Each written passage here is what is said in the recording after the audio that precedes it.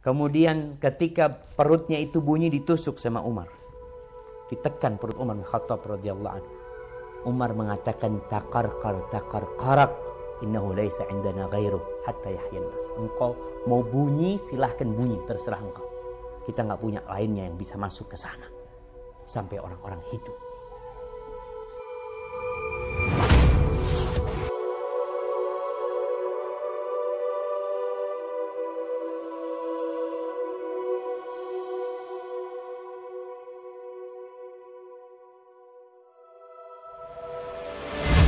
Umar bin Khattab radhiyallahu anhu pernah kota Madinah itu pada tahun 18 Hijriah terkena kemarau panjang, ditimpa paceklik selama 8 bulan kira-kira, nggak ada setetes air hujan yang turun, tanaman-tanaman menghitam. Apa yang terjadi? Ini pengusaha mengatakan memikirkan anak buahnya. Memikirkan mereka, Ustaz. Yang akhirnya nggak dapat duit. Nah, engkau kalau benar-benar memikirkan mereka, maka engkau harus berkorban. Apa yang kau miliki? Begitu pula pemerintah. Umar pada waktu itu sebagai pemerintah. Apa yang dilakukan Umar bin Khattab radhiyallahu anhu? Dia berusaha untuk memperkecil pengeluaran dia. Yang bisa dia berikan kepada rakyatnya, yang mampu dia berikan kepada sahabat-sahabatnya, kepada umat Islam, dia berikan pada waktu itu. Sampai diriwayatkan bagaimana Umar bin Khattab radhiyallahu anhu sampai tidak makan kecuali sesuatu yang sangat sedikit sekali.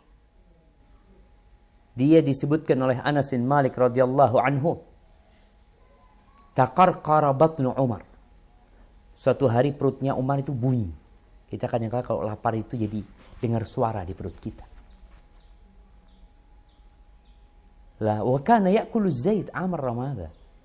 Umar itu makan minyak udah, diminum itu minyak, enggak ada yang lainnya. Kadangkala ada gandum yang udah jelek, itu yang dia makan. Dia tidak lagi makan minyak samin. Kemudian ketika perutnya itu bunyi ditusuk sama Umar. Ditekan perut Umar bin Khattab radhiyallahu anhu. Umar mengatakan takar, innahu laisa indana ghairuh hatta yahyan nas. Engkau mau bunyi silahkan bunyi, terserah engkau. Kita nggak punya lainnya yang bisa masuk ke sana sampai orang-orang hidup. Apakah seperti itu pengorbanan para pengusaha? Atau keuntungan yang turun buat dia? Dia belum susah. Tapi dia susah karena ambisi dunia. Kalau urusan makan, alhamdulillah, dia bisa makan. Kita tahu orang kaya seperti apa. Pernah datang kepada Abdullah bin Abbas radhiyallahu anhu, seorang yang mengeluh. Ditanya, engkau punya apa? Kata dia, ya aku alhamdulillah kalau ditanya punya apa, aku punya istri. Aku punya rumah. Kata dia, apa kata Abdullah bin Abbas, anta ghani, kau kaya kalau gitu. Dan aku punya pembantu juga, antal malik, kalau gitu kamu raja. Punya rumah, punya istri, punya pembantu di rumah, masih mengeluh. Berarti ada yang salah sama kita jemaah. Kita nggak bersyukur sama Allah SWT. Mata kita memandang kepada COVID-19 ini yang menyebabkan dampaknya begitu dahsyatnya, tapi engkau lupa dengan nikmat yang Allah berikan kepadamu. Maka kalau ada orang mengadu, pernah ada seorang yang mengadu kepada salah satu ulama ussalaf. Dia ya samalah ngeluh.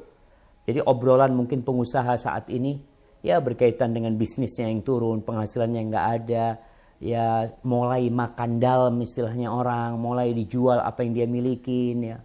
Pernah datang seorang mengadukan kefakiran. Lalu alim ulama ini bertanya, atardo bisam'ika 10,000 dirham? Engkau mau nggak pendengaranmu itu diganti 10.000 dirham? Anggap 1 miliar. Mau nggak? Engkau jadi orang budak, tuli, dapat duit 1 miliar. Ya enggak lah, kata dia. Engkau mau nggak penglihatanmu diganti 1 miliar? Kata ya enggak lah. Engkau mau enggak akalmu, kau punya akal. Kau lihat orang gila yang berjalan di pinggir jalan, yang akalnya dicabut sama Allah Azza wa Jalla. Engkau mau enggak? Engkau seperti dia, akalmu diambil, engkau dikasih 10 miliar, 20 miliar, 1 triliun.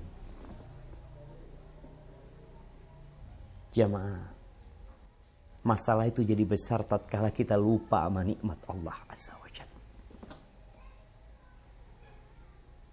Maka yang perlu kita lakukan di masa ini, ya mengingat nikmat Allah, peduli sama orang. Baru berapa lama COVID-19? Baru berapa lama? Coba engkau hitung harinya. 100 hari? Mungkin kurang. Anggap 200 hari. Berapa lama engkau hidup berbahagia?